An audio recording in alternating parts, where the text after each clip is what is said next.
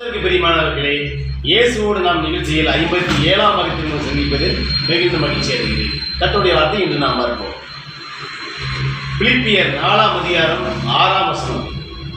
நீங்கள் ஒன்றுக்கும் கவலைப்படாமல் எல்லாவற்றையும் குறித்து உங்கள் விண்ணப்பங்களை ஸ்தோத்திரத்தோட கூடிய ஜெபத்தினாலும் வேண்டுதலினாலும் தேவனுக்கு தெரியப்படுத்துங்கள்.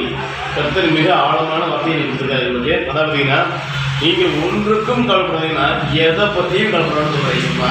இதை விட ஒரு நம்ம ஒரு தகப்பன் ஒரு கருத்தை நமக்கு கிடைப்பாருங்கிறது சந்தேகம் தான்.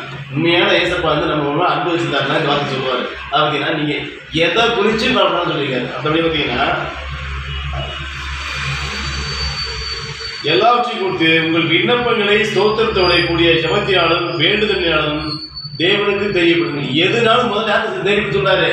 எந்த பிரச்சனாலும் சரி, எதுனாலும் சரி, தேவன்கிட்ட முதல்ல தெரியப்படுத்தணும். அப்படி தெரியப்படுத்தும் போது தான் உங்களுடைய காரியங்கள் எல்லாமே உங்களுக்கு ஜெயமாக நடக்கும். அடுத்தது பார்த்தீங்கன்னா யோபு பார்த்தீங்கன்னா அநேக ஆசீர்வாதங்கள் வச்சுருக்காங்க. அதாவது நிறைய ஆசீர்வாதம் கணக்கே கிடையாது. அவ்வளோ பெரிய செல்வந்தராக வாழ்ந்தார். அந்த செல்வந்தராக வாழ்ந்தார்.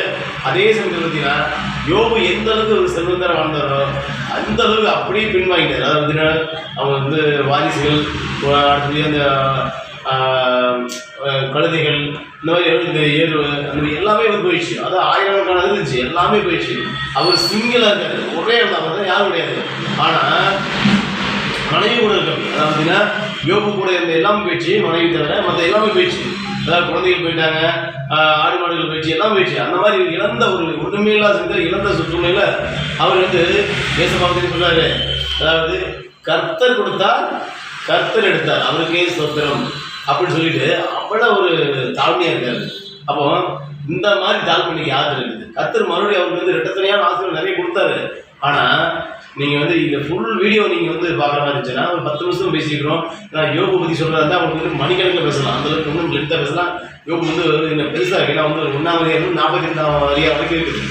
லென்த்தாக பேசலாம். ஆனால் லென்த்தாக நம்ம பார்த்தீங்கன்னா நீங்கள் ஃபுல்லாக நீங்கள் வீடியோ பார்க்க மாதிரி இருந்துச்சுன்னா கீழே லிங்க் இருக்காது, ஃபுல்லாக பாருங்கள். கர்த்தருக்கு மகிமை உண்டாவதாக. ஆமென்.